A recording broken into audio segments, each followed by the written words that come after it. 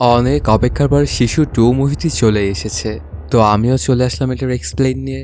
শিশু 2 আমার দেখা one of the best violence movie.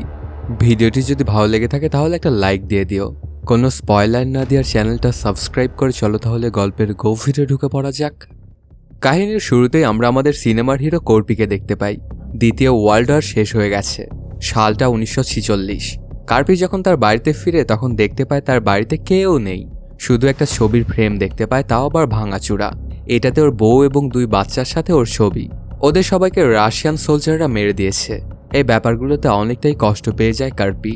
আর যেহেতু এই বাড়িতে ওর আর আপন বলতে কেউ থাকে না, এর জন্য কার্পি এই বাড়িটা ছেড়ে দূরে কোথাও চলে যেতে চায়, শান্তিতে একটু বাঁচতে চায় বাকি জীবনটা। এই বাড়িতে থাকলে তো বারবারই তার বউ এবং বাচ্চাদের কথা মনে পড়বে, যেটা কোনোভাবেই সহ্য করা সম্ভব নয়। তার পরপরই সে নিজের ঘরের সব কার্ডগুলোতে নাম্বার দিয়ে দেয় এবং সেগুলো খুলে খুলে ট্রাকে গিয়ে লোড করে।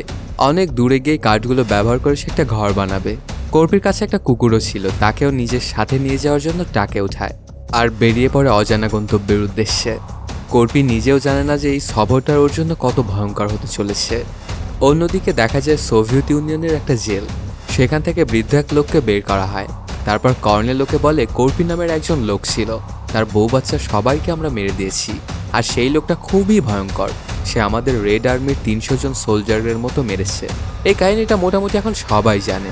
তো যদি তুমি কর্পিকে মারতে পারো তাহলে তোমার সাজা আমরা মাফ করে দিব, আর তোমার যা যা প্রয়োজন ওকে মারার জন্য সেগুলো তোমাকে আমরাই দিব। তারপর ওই লোকটাকে ছেড়ে দেওয়া হয়। এদিকে দেখা যায় কর্পি ও ট্রাকটা নিয়ে ফিনল্যান্ডের দিকে যাচ্ছিল। ও যখন রাস্তা ধরে যাচ্ছিল ঠিক তখনই দেখতে পায় রাস্তার মধ্যে রেড আর্মি। তখন ওরা কর্পিকে থামায় এবং তার পাসপোর্টটা চেক করতে থাকে। ঠিক তখনই সেখানে রেড আর্মির আরেকটা কার চলে আসে, যার মধ্যে রেড আর্মির একজন কমান্ডার ছিল, ওনার নাম ইগার। কমান্ডার তখন কার্পির ট্রাক ভর্তি কাঠ দেখে কেন জানি একটু সন্দেহবোধ করে, আর মনে মনে চিন্তা করতে থাকে এই বৃদ্ধ লোকটা এতগুলো কাঠ নিয়ে কোথায় যাচ্ছে, সামনে গিয়ে না আবার কোন ঝামেলা করে। এই জন্য ওকে এখানে ট্রাক সহ পুড়িয়ে দেওয়াটাই ভালো হবে, তাহলে সব ঝামেলাই খতম হয়ে যাবে। এতক্ষণে কার্পি ওদের ভাবসাব দেখে বুঝে গিয়েছিল যে তার সাথে বাজে কিছু করতে যাচ্ছে ওরা, এজন্য সেও তৈরি হয়ে পড়ে। দেখা যায় নিচে একজন সোলজার বোতলের মধ্যে আগুন ঢুকিয়ে সেটা ট্রাকে মারতে যাবে, ঠিক তখনই সেটা পা দিয়ে লাথি মেরে ভাঙে ফেলে কর্পি। এই ব্যাপারটা দেখে সেখানে আরও 2-1 আসলে ওদেরকে ট্রাকের নিচে চাপা দিয়ে দেয় আর পাল্লাতে শুরু করে কর্পি। এই ব্যাপারগুলো দেখে ইগোর তোর পিছিয়েই পড়ে যায়। ওর সাথে আরও একজন লোক ছিল। এদিকে ট্রাকের মধ্যে যেতে যেতে কর্পি তার বন্দুকটা তৈরি করে ফেলে। অনেকক্ষণ এভাবে গাড়ি নিয়ে আসার পরে সামনে একটা ভাঙাচোরা ঘর দেখতে পায় কর্পি। সেখানে গিয়ে তার ট্রাক থেকে নামে আর পিছে আসা ট্রাকে থাকা মানুষদের উপর গুলিবর্ষণ করে ওদেরকে মেরে ফেলে। কিছুক্ষণের মধ্যেই সেখানে ইগারও চলে আসে। এই ব্যাপারগুলো দেখে তো হকচকিয়ে যায় ইগোর। তার সাথে থাকা লোকটাকে সে চুপচাপ বসে থাকতে বলে, কিন্তু ওই লোকটা তার কথা না শুনে বন্দুকটা বের করে কর্পির দিকে তাক করে। সাথে সাথেই কর্পি একটা গুলি করে মেরে ফেলে ওই লোকটাকে। তবে সে ইগোরকে কিছুই বলে না, ওকে ছেড়ে দেয়। তারপর সেই জায়গাটা ত্যাগ করে কর্পি। এই ব্যাপারগুলো দেখে তো একজনই নাজেহাল দশা হয়ে যায় ইগোরের। তার পরপরই সে অন্য সৈন্যদেরকেও জানিয়ে দেয় এই ব্যাপারটা, আর কর্পিকে ধরে মেরে ফেলতে বলে। সাথে সাথে বাইক নিয়ে চলে আসে অনেকগুলো সোলজার এবং কর্পির পিছা করতে শুরু করে। কোনোভাবে ওকে জীবিত বাঁচতে দেবে না এরা। কিছুক্ষণের মধ্যেই ব্যাপার স্যাপার আবারও দেখে ফেলে কর্পি। এই জন্য সে তার ট্রাককে ফুল স্পিডে সামনের দিকে আগাতে থাকে। এরকম করতে করতে 2-1 সৈনিকের ট্রাকের উপরে চড়েও যায়, তবে কর্পি ওদেরকে ফেলে দিতে সক্ষম হয়। সাথে ট্রাকের নিচে ফেলে চাপাও দেয় কয়েকজনকে। এদিকে ইগোর কর্পির ট্রাকের ওপরে ওই বোতলটা ছুঁড়ে মারে, এতে কাঠগুলোতে আগুন ধরে যায়। সাথে সাথে কর্পির ট্রাকটা নিয়ে জঙ্গলের মধ্যে ঢুকে পড়ে। এতে গাছের লতাপাতা লেগে ট্রাকের আগুনটা নিভে যায়। তারপর কর্পি চলে আসে বিশাল বড় একটা মাঠের মধ্যে। সেখানে এসে ট্রাক থেকে নামে এবং সবকিছু চেক করতে থাকে যে ঠিক আছে কিনা। সাথে কুকুরটাকেও বের করে ওকে কিছু খাবার দেয়। তার পরপরই সে খেয়াল করে দেখে ওর মুখে একটা গুলি লেগে আছে। তখন সেটা বের করে ফেলে কর্পি। যদিও কর্পি একজন বৃদ্ধ মানুষ, তারপরেও তার ভেতরে জোশ কিন্তু ছিল প্রচুর। কর্পি যখন সেখানে বসে একটু আরাম করছিল ঠিক তখনই সে দেখতে পায় ওর ওপর দিয়ে কিছু ফাইটার প্লেন উড়ে যাচ্ছে। এটাতে কর্পির আর বুঝতে বাকি থাকে না যে এই প্লেনগুলো হয়তোবা তার জন্য এসেছে, ওকে মারার জন্য এই প্লেনগুলোকে পাঠানো হয়েছে। এজন্য সে তাড়াহুড়া করে ট্রাকটা চালু করে আবারও যেতে শুরু করে। ঠিক তখনই দেখা যায় ফাইটার প্লেনগুলো থেকে গুলিবর্ষণ শুরু করেছে কর্পির ট্রাকের ওপরে। সে খুব ভালোভাবেই বুঝতে পারছিল যে এই প্লেনগুলো থেকে বেঁচে ফেরাটা খুব একটা সহজ বিষয় নয়। তবে কর্পিও তো সহজে হার মেনে যাওয়ার পাত্র নয়। সে ট্রাকটাকে এদিক ওদিক করে কোনো রকমে বাঁচতে থাকে। এক পর্যায়ে প্লেনগুলো অনেকটাই কাছাকাছি চলে আসলে কর্পির সামনে একটা ঘর দেখতে পায় সে, এবং তার ট্রাকটা ভেতরে ঢুকিয়ে দেয়। সেই ঘরের ভেতরে ট্রাকগুলো নিয়ে অপেক্ষা করতে থাকে যে কখন ওই প্লেনগুলো চলে যাবে। কিন্তু এরা তো এসেছিল আসলে কর্পিকে জানে মেলে ফেলার জন্য। যতক্ষণ না ওকে খতম করছে ততক্ষণ ওরা যাবে না। কর্পি সেই ঘরটা থেকে যেই না বের হয়েছে সাথে সাথে ওই ঘরের উপরে ধামাকা ফেলে, পুরো ঘরটাই ধ্বংস করে ফেলে ওরা। সেখান থেকে কর্পি সোজা চলে আসে বড় বড় গাছওয়ালা একটা জঙ্গলে। সেই ফাইটার জেটগুলো ওকে খুঁজতে শুরু করে, কিন্তু কেউই ওকে দেখতে পাচ্ছিল না, কারণ নিচে শুধু গাছ আর গাছই দেখা যাচ্ছিল। তবে একটা ফাইটার জেট কর্পির ট্রাকটাকে খুঁজে পায়। নিজের প্লেনটা একদম 90 ডিগ্রি ঘুরিয়ে ওর পিছে পিছেই যেতে শুরু করে। সাথে গুলিবর্ষণ তো আছেই। কিছুক্ষণের মধ্যেই কর্পি তার ট্রাকে এক হার্ড ব্রেক করে। এতে করে ফাইটার জেটটা কর্পির ট্রাকের সাথে ধাক্কা খায় এবং ভেঙে চুরে পড়ে যায়। এভাবে কর্পি তো একটা প্লেন ধ্বংস করে ফেলল। এরপর সে জঙ্গল থেকে বের হয় একটু বাইরে এটা দেখার জন্য যে কোনো প্লেন আর আছে কিনা। গিয়ে যখন সে আকাশের দিকে তাকায় তখন কোনো আর প্লেনই দেখতে পায় না কর্পি।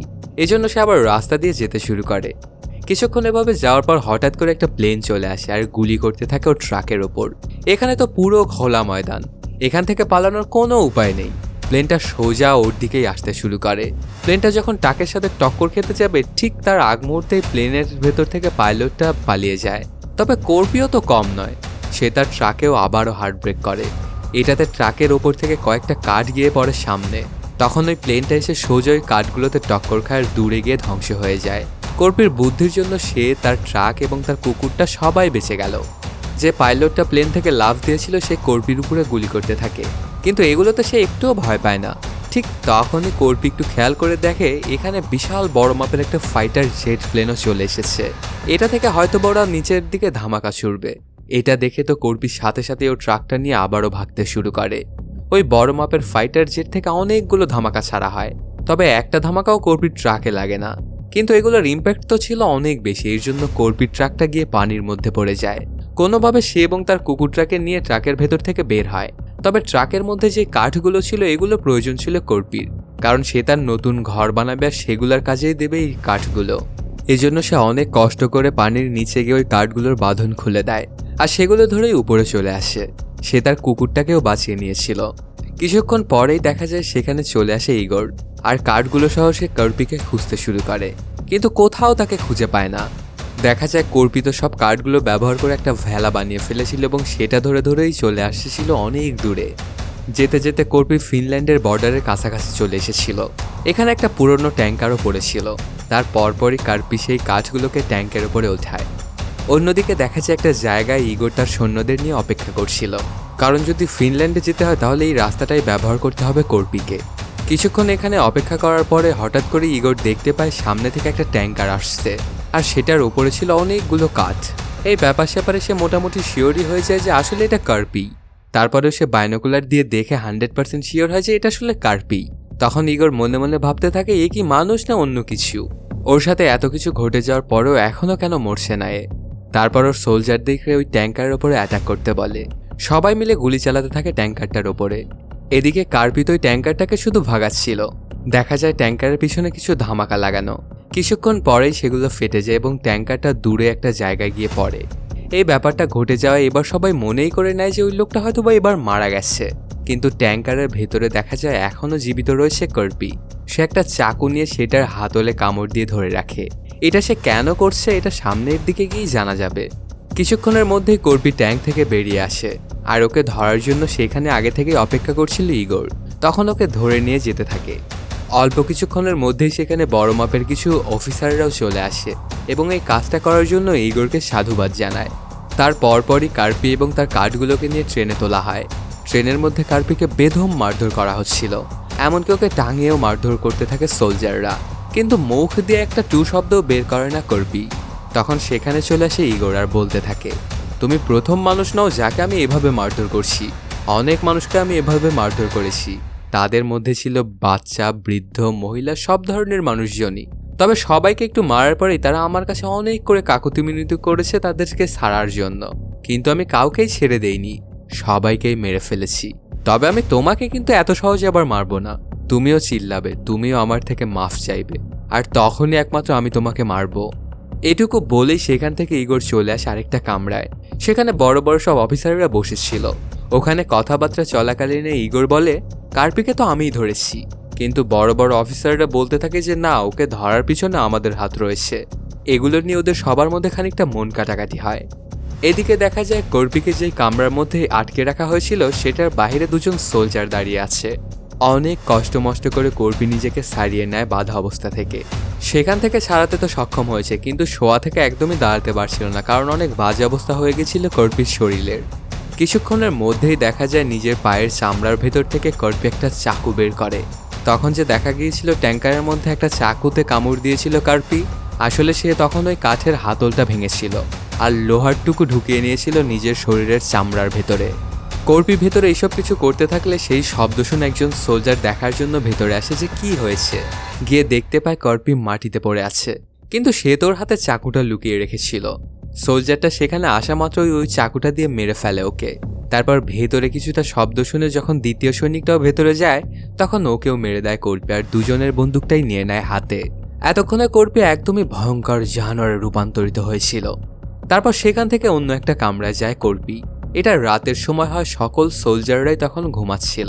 এরা সবাই ছিল আসলে রাশিয়ান সোলজার, তবে এদেরকে মারে না কর্পি, আর চুপি চুপি পরের কামরায় চলে আসে।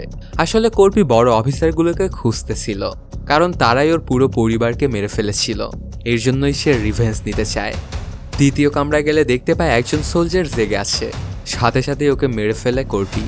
তারপর আরেকজন জেগে যায় এবং ওকেও মেরে ফেলে। এই ব্যাপারগুলোতে সকল সোলজাররা জেগে যাওয়ার আগেই সেই রুমটা ত্যাগ করে কর্পি আর ট্রেনের উপরে উঠে যায়। যেহেতু রাতের সময় ছিল তাই না দেখেই কর্পি একটা পুলের সাথে টক্কর খায়। এতে পরের বগির ওপরে গিয়ে পড়ে কর্পি। সাথে সাথেই সেই বগিতে থাকা সকল সোলজাররা জায়গা পেয়ে যায় আর কর্পির উপরে গুলিবর্ষণ করতে শুরু করে। কিন্তু কর্পিও তো কম নয়, সেও মারতে শুরু করে ওই সোলজারদেরকে। অনেকক্ষণ ধরেই চলে এদের মধ্যেকার গুলিবর্ষণ। সকল সোলজারকেই মেরে ফেলে কর্পি। তবে এতগুলো গুলির আওয়াজ শুনে বড় অফিসারটা বুঝে যায় যে ওখানে কিছু একটা হচ্ছে, সাথে সাথে ইগোরও। তখন এটা দেখার জন্য ইগোর চলে আসে সেই কামরার দিকে। এদিকে কর্পি এক কামরা থেকে অন্য কামরায় যাচ্ছিল এবং সেখানকার সোলজারদেরকে মেরে সামনের দিকে আগাচ্ছিল। এর মধ্যেই কর্পির এই তাণ্ডবলীলা দেখতে পায় ইগোর। এগুলো দেখে ওর তো একদম মাথায় নষ্ট হয়ে যায়। তখন সে অনেক চালাকির মাধ্যমে কর্পি ট্রেনের কামলাটা আলাদা করে দেয় ট্রেন থেকে। কর্পি ব্যাপারটা দেখেই বুঝে যায়।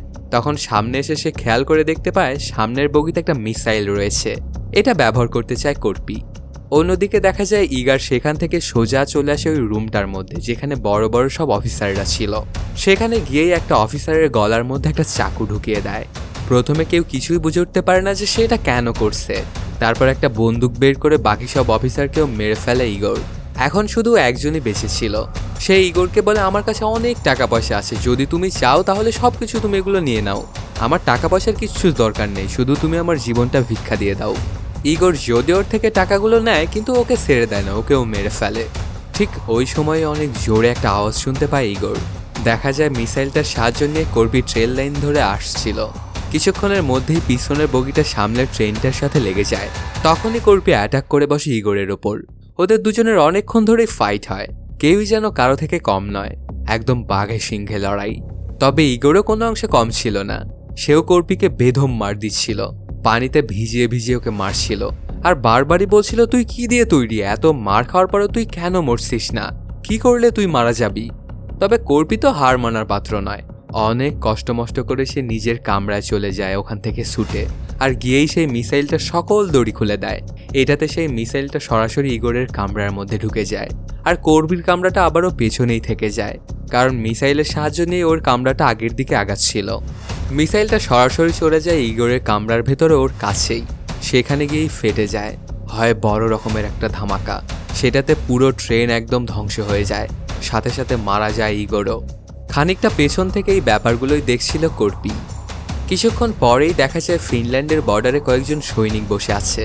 ওরা খেয়াল করে বুঝতে পারে যে হয়তোবা কোনো ট্রেন আসছে ওদের দিকেই, কিন্তু পরে ভালো করে খেয়াল করে দেখতে পায় যে এটা ট্রেনের একটা বগিকে কেউ একজন টেনে আনছে। সেখানে এসে কর্পি তার নিজের পাসপোর্টটা ওদেরকে দেখায়। পাসপোর্টের নামটা দেখে তো সোলজাররা ওকে স্যালুট দেয়, কারণ এই হচ্ছে সেই কর্পি যে অনেক রেড আর্মিদেরকে মেরেছিল। তখন ওকে খুব সম্মানের সহিত ঢুকতে দেয় ওদের দেশে। এরপর কেটে যায় কিছুদিন। দেখা যায় কর্পি একটা নির্জন জায়গায় তার বাড়িটা স্থাপন করছে, কারণ সে চায় না যে কেউ তাকে বিরক্ত করুক। কর্পি যখন তার বাড়িটা বানাচ্ছিল তখন সে খেয়াল করে দেখতে পায় এখানে অনেক মানুষ চলে এসেছে। ওদের সবার হাতেই ছিল হাতিয়ার। তখন কর্পিও প্রস্তুত হয়েছে ওদের সাথে ফাইট করার জন্য।